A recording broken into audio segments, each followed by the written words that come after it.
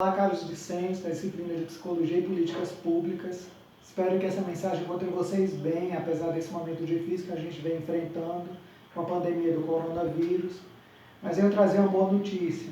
Essa semana a gente vai retomar as nossas aulas através de uma ferramenta tecnológica chamada Google Meet.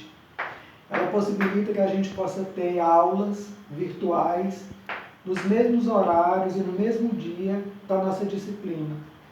Uma ferramenta que possibilita não só que a gente trabalhe os conteúdos, mas que seja um espaço interativo, onde vocês possam tirar dúvidas, se colocarem, seja através de áudio, seja através do chat, que é disponibilizado pela ferramenta.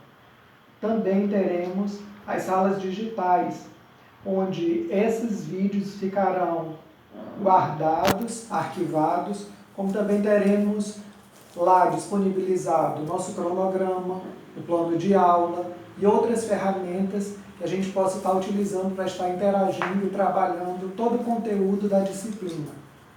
Nessa disciplina de Psicologia e Políticas Públicas, na unidade 1 a gente já iniciou a discutir as temáticas como políticas públicas, política social, pobreza, desigualdade social, que são temáticas de base para que a gente possa entender a inserção da psicologia nas políticas públicas.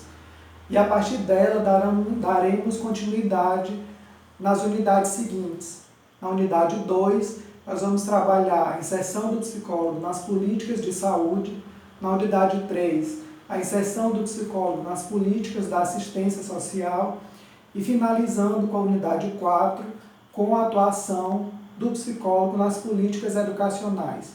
Então, espero que esse espaço seja fértil, que a gente possa continuar preservando as aulas com bastante qualidade e, assim, juntos, dar continuidade à nossa disciplina.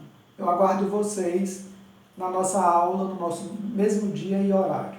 Até lá!